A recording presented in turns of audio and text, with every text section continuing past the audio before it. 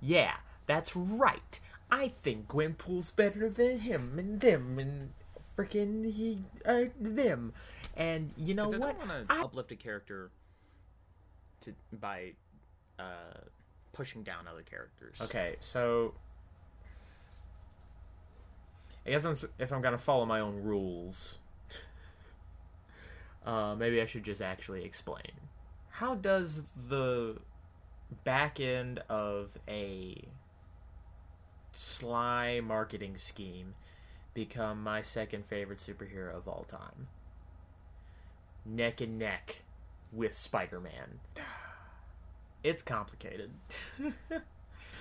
uh, so strap in for another joyride with an amateur's video essay on Gwenpool.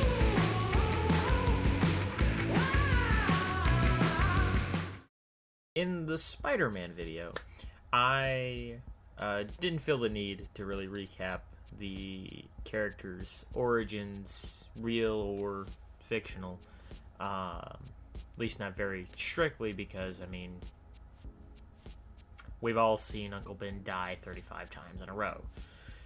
However, Gwenpool is a bit more niche.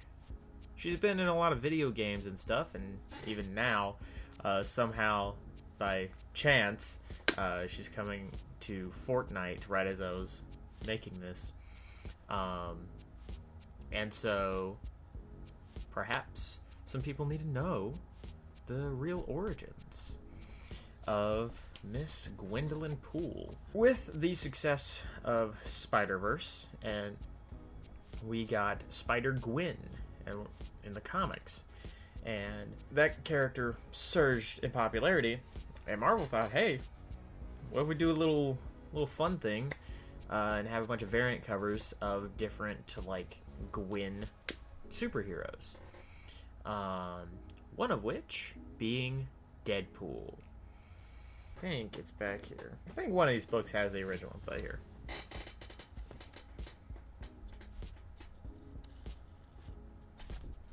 I know I'm going to put, like, the actual one on screen, but I wanted to show that I'm a real fan. So yeah, it just freaking blew up. And, eventually she was able to be, like, kind of tested in the pages of Howard the Duck, of all things. Written by Christopher Hastings. Hastings? Could be Hastings. I think it might be Hastings. A little, like, 3-part mini thing of, like, an adventure that they go on together. And it's her introduction to the Marvel Universe. And it's kind of cool that, like, in a way, the fans just sort of willed her into existence. And by that, I wonder if, like, Christopher was thinking about that when writing, like, the backstory he would come up for the character. Because her origins feel very tied to fans and stuff, because Gwendolyn Poole, full name, originates from our world, or at least a world a lot like ours, where the comic book world leaves little footprints in, well, the form of comic books or movies or whatever the frick. And she was a super fan of Marvel Comics, and one day suddenly found herself plopped right in the middle of everything. And being a story nerd as she is, she decided she didn't want to just get faded out in the background of someone's drawings, and decided to find a costume and put herself together, or she didn't put it together, but put herself together as Gwenpool. Having seen her name, the seamstress was like, ah, yes, Deadpool. And first off, I want to say I'm not a huge fan of this initial look. And for me, I think it's the eyes. I don't know. I like the more big, round-eyed things that Girihiru, I hope I'm pronouncing that correctly, did when they did the art for the book. It's just beautiful. But yeah, she is burst into the Marvel scene, and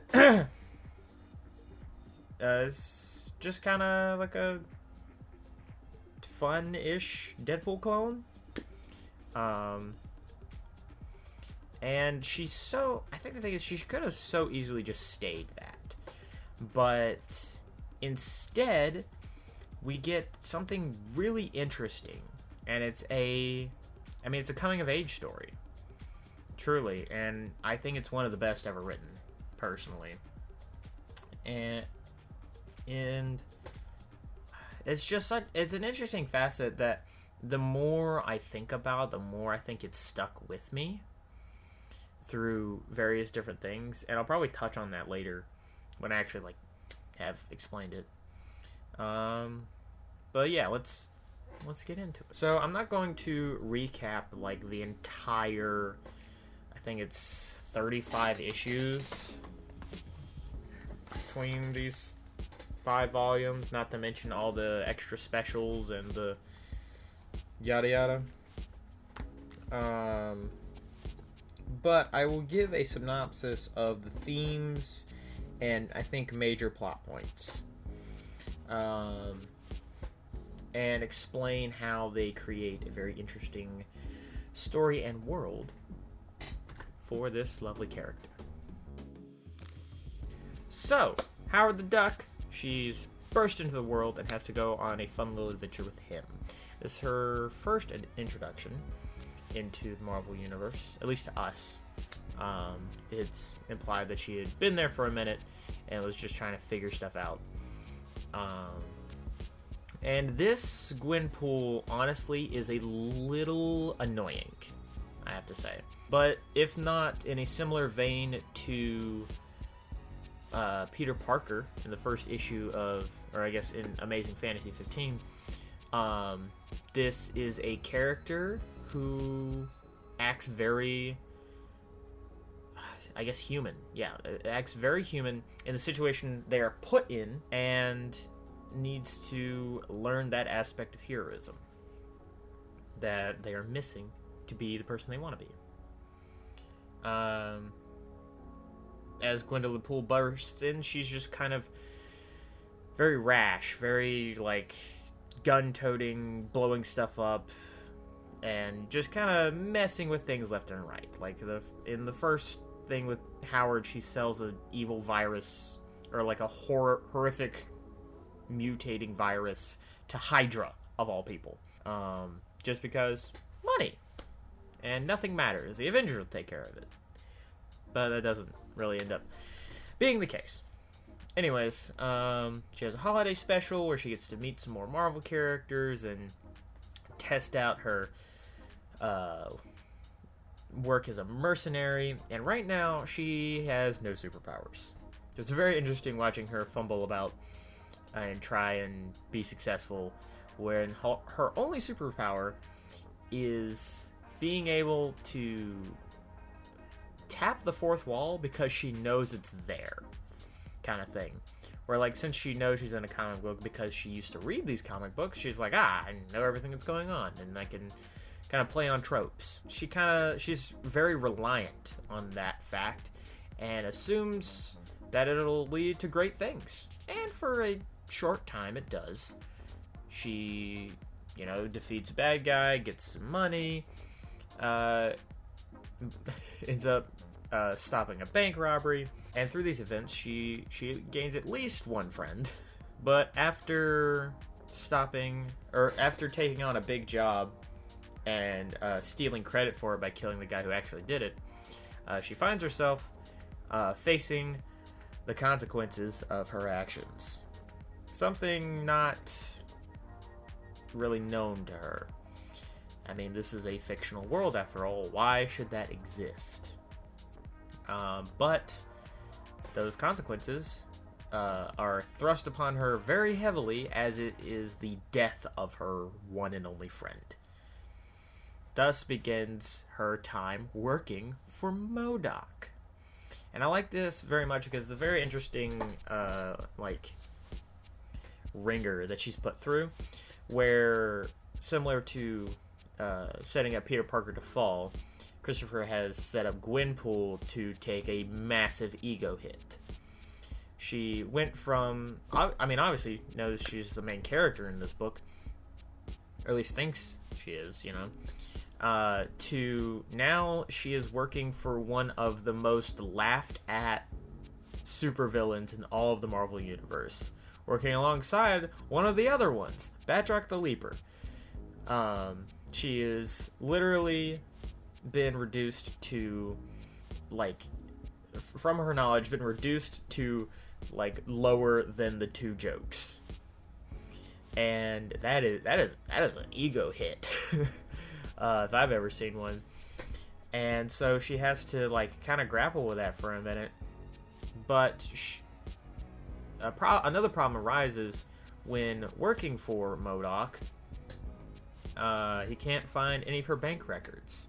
So, luckily she gets a special appointment with Dr. Strange, who is able to essentially copy and paste her existence, her, like, written existence, from her world to the Marvel Universe. But essentially it kind of rips it out entirely and puts her, like, entire being into the Marvel Universe.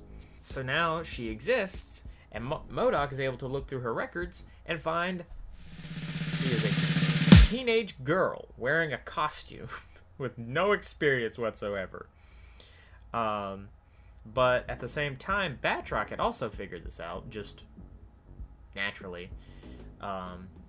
And after convincing Batroc, Gwen is able to get him to help train her. So, MODOK, being less lenient on this discovery, is like, I'm gonna kill you now. But with the training and the stupid amount of money that he paid her, she's able to actually defeat him. And, like, kind of, like, has been able to stand up for herself, and she feels like, okay, maybe I'm not completely the bottom of the barrel. And so she's thrust onto this arc of trying to take care of people, I think. Gosh, wow. Themes, am I right? But, like, again, she's thrown into this area of, like, outcasts, like, even more so than, like, say, the X-Men, because, like, it was MODOK and Batroc the Leaper, and then 2 original characters, Big Tony and the Terrible Eye, and these are, like, obviously they're made for her book, so they're, like, nobodies, and she is, pretty much queen of the nobodies, but she's, having been forced to work with them, she's like, these are my friends. These are the people that I know and I love. And so she has to work to try and take care of them, because the people who were ordering around MODOK are now like, hey, I still want to do business. And so she has to attempt to lead them. But that doesn't really go well, because the person they're working for is a pacifist doombot trying to instill order from all the superhero chaos, and Gwen is anything but order. So there's massive conflict, and there's kidnapping and fights and explosions, and eventually it all ends in their, like, base and operation being completely eradicated, and thus all of them having to go separate ways. And she's kind of left all alone. She didn't spend some time trying to make it in the Marvel Universe again. You know, she's thrust in on her own again, but, you know, she has connections, and so there's some stories with some friends, some new friends, just kind of a little bit of just playing around in the Marvel Universe, hanging out with the West Coast Avengers, or reuniting with her old team to meet Deadpool. The next, like, big thing that happens is her near erasement from the Marvel Universe. She discovers that, like, there are copies of people from her old world in the Marvel world. And so she tries to go back to her old home and finds her brother Teddy. It's like, oh my gosh, what are you doing here? And he grabs her hand, pulls her in, and they jump into a giant portal. And he's like, we're going home. And she freaks out but has no time to react. And so they end up through the portal, and she wakes up with no memory of any of the fantastical things that have happened. And she has to, or she's just trying to get by. Things kind of return back to a very grounded, normal state of this 19-year-old trying to find her way in the world, feeling all this immense pressure from her parents and everyone who has left her, because all of her friends have moved off to college and become successful, and she's left alone.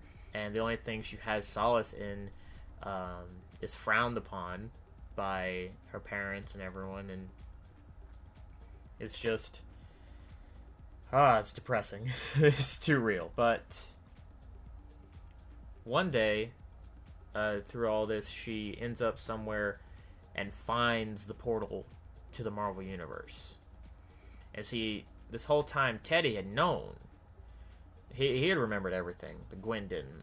And so he knew to, like, look out for signs or stuff. And, like, when she started being, like, remembering things from her book that weren't normal to the rest of the universe that she reads all the time, he would, like, try and, like, change the topic or move it away or out of sight, out of mind it. But so she's somehow able to find the portal again, and he's able to make her hesitate just enough for, like, a lightning bolt to shoot out and scare them. And she's like, nope, not doing that. That looks dangerous. And so Teddy sighs with relief, and they begin to leave. And so all seems like it's come to an end. However, she is able to see the end sign at the end of the book. And it, like, freaks her out, and she picks it up, and it's suddenly she drops it, and it bursts, and a to be continued shoots out. So suddenly she starts to, like, notice that she's in a comic book again. And this time, it's way more, like, physical. She can see text box. She can, like, see the borders of panels. And one day she decides to test this limit because she wants to try and, like, hold her thought box. So she fills it with thoughts and thoughts and thoughts until it, like, fills up her entire room and shoots her out the window. She then ends up in the hospital, where she tries to do something like that again, but more subtle. And so she starts to take her pencil and feel for the edge of the panels and starts erasing it. And is able to see herself infinitely through several panels.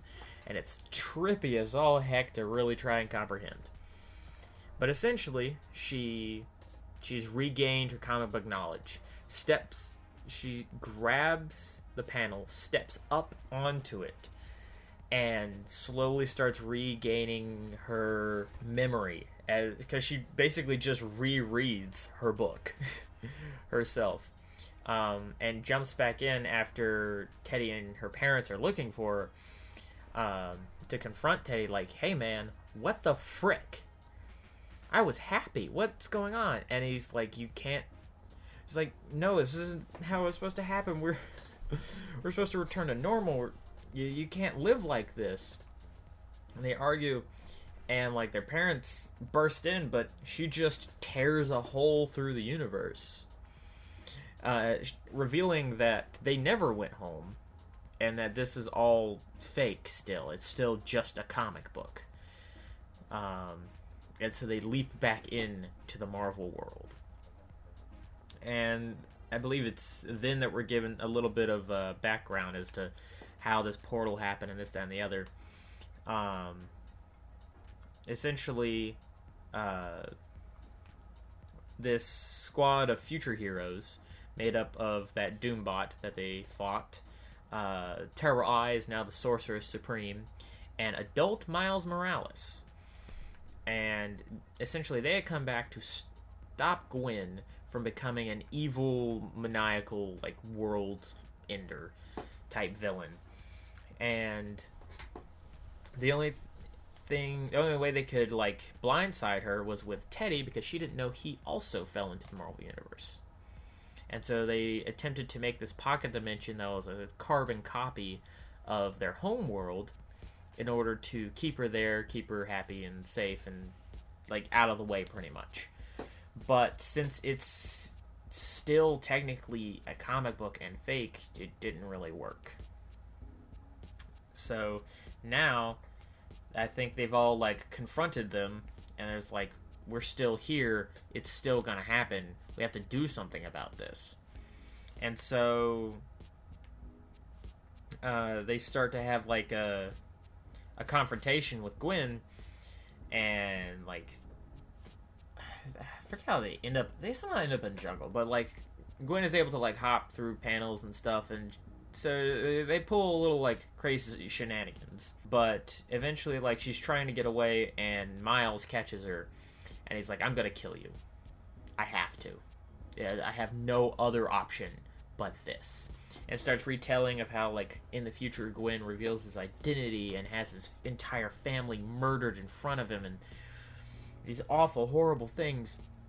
But remembering this and using flashbacks, it creates that evil Gwen on the panel, and by extension, she is able to insert herself into this point. So now there's normal Gwen and future evil Gwen, who is just completely and utterly apathetic to all these, like, fictional characters, and essentially is toying with them like a god.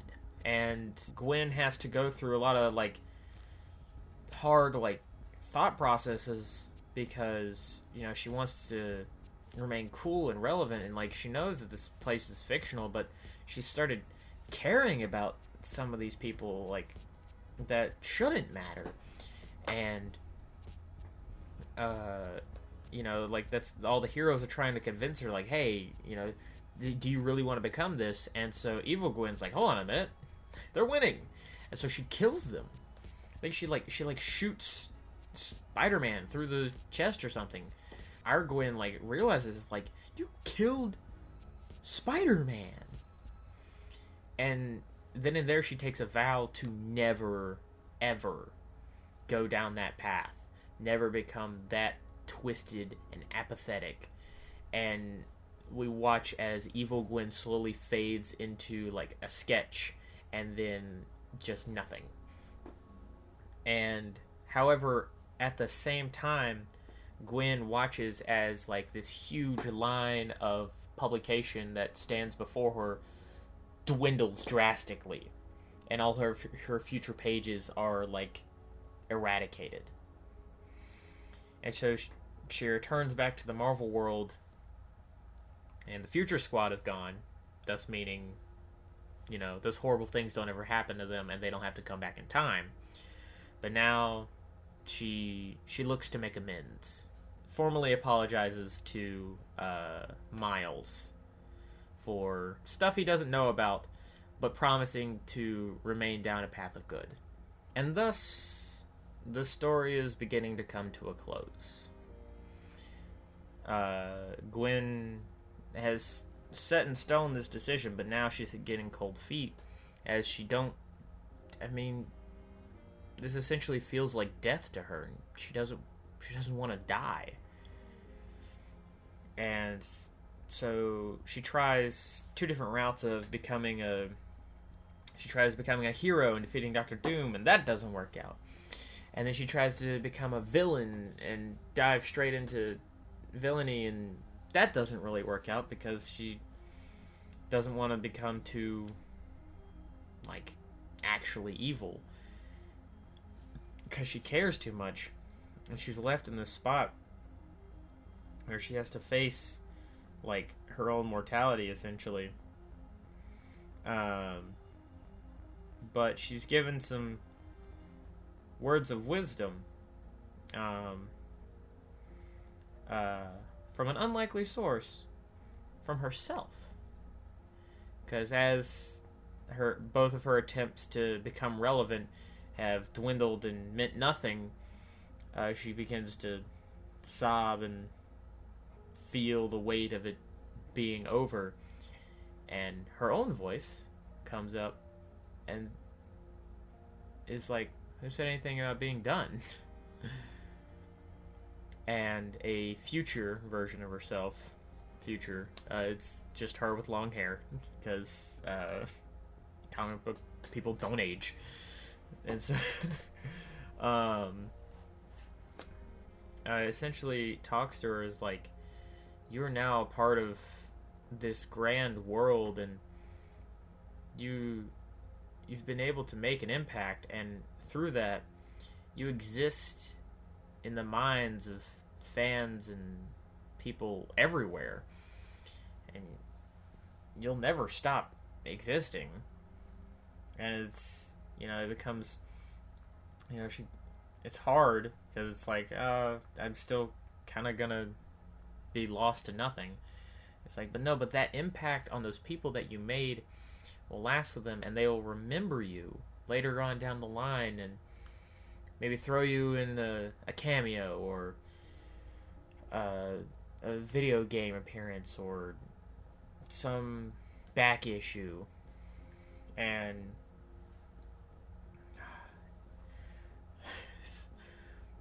I get so sad every time I think about it, because she learns to face her end with gratitude and humility, and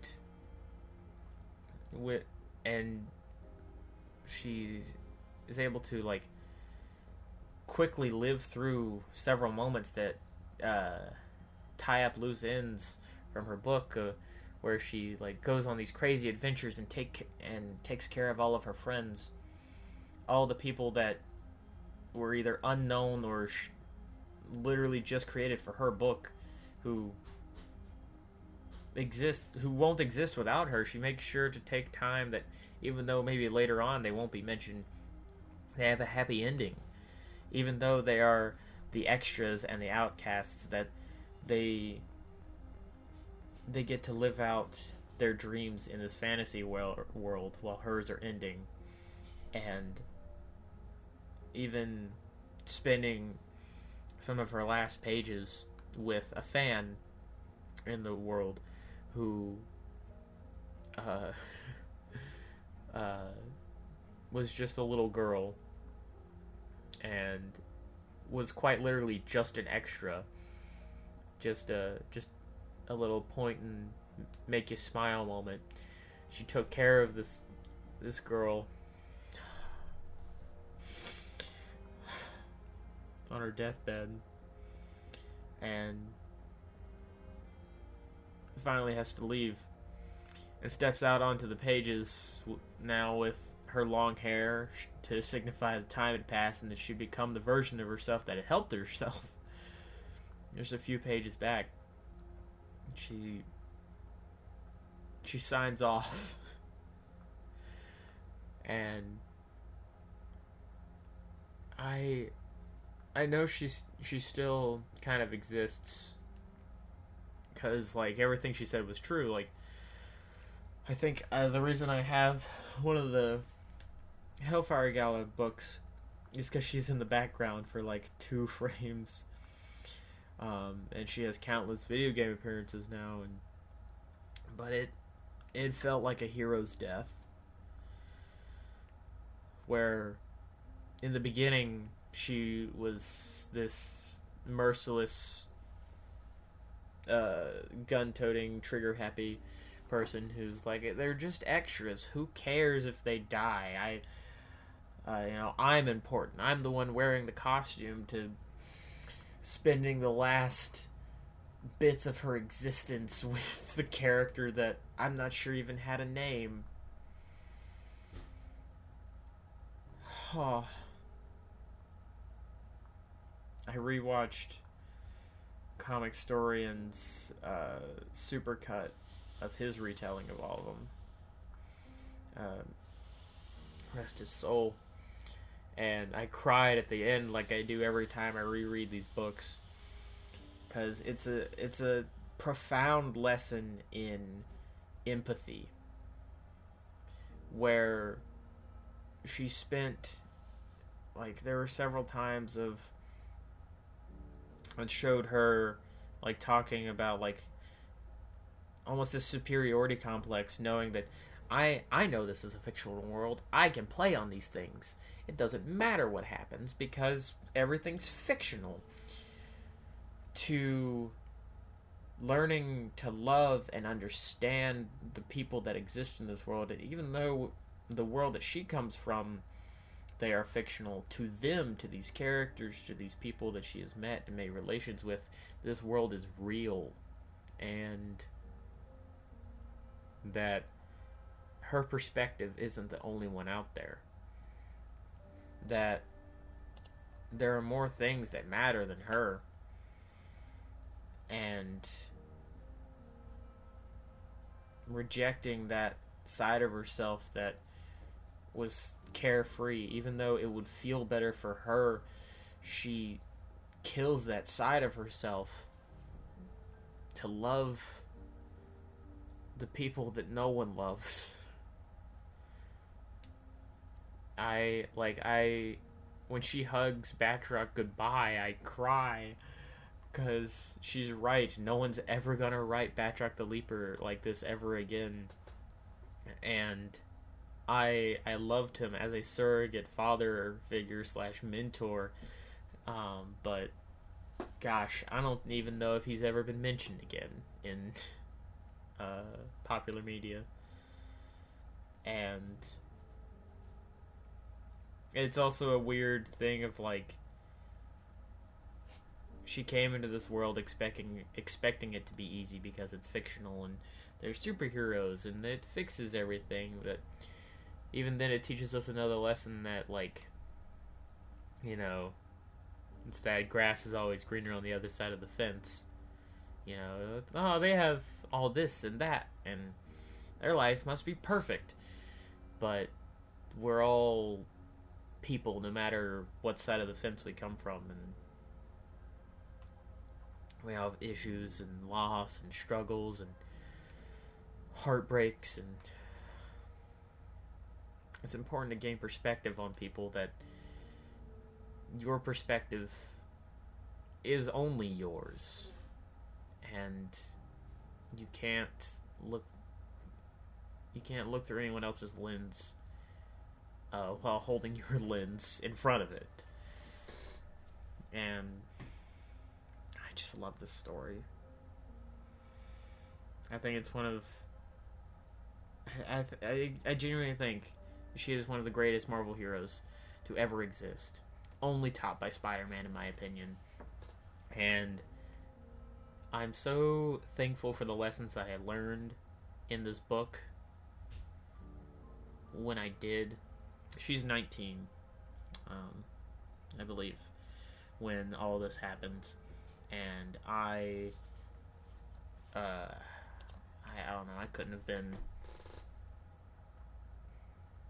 early teens, maybe 13, 14, something like that, when I found out about her, thanks to, I believe, Comic Storian and Comic Drake talking about her. And so then on my first trip to New York City, I bought all 5 volumes in one go, right alongside buying my Spider-Man omnibus.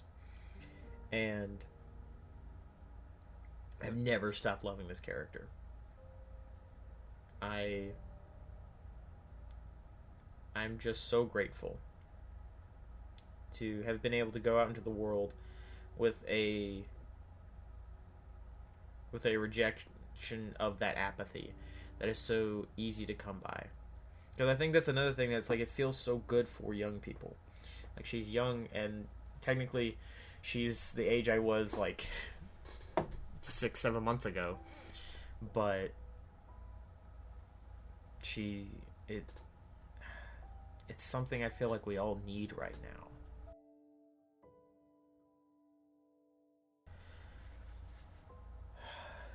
The world is just so argumentative all the time, it feels like, especially in this wave of the internet, and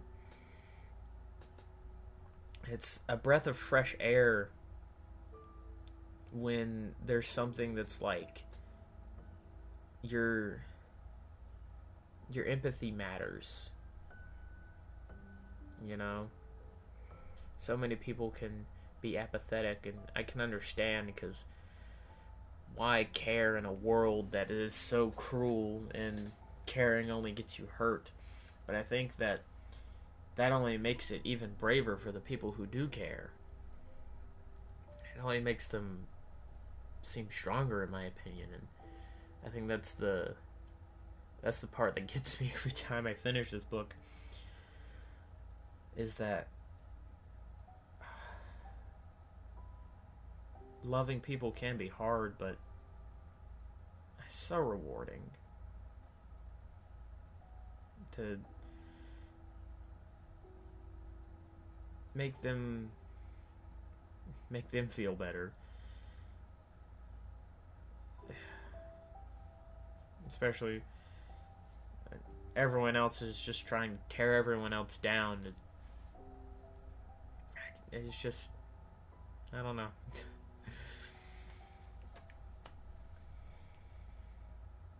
Everything is cruel, and this fun little pink fly is a wonderful reminder that kindness exists, and you can make the world a better place for anybody, even if the world tells you they don't matter. You know, they matter. They matter to you, or to someone else, or even yourself. If the world has told you that you don't matter, they lied. Even if you don't feel like everything's working out for you, if you're not the main character you wanted to be, you know, maybe there's something else in store for you, or something better. You know, there's purpose. I feel like I'm just rambling, but I love this character, and these are all the things I feel when I think about this story, and I think I highly recommend more people read it, because I think if we could put a little bit more empathy out into the world, we'd all be better. So go check out her books. A really good character, and I think you would like her. Thank you.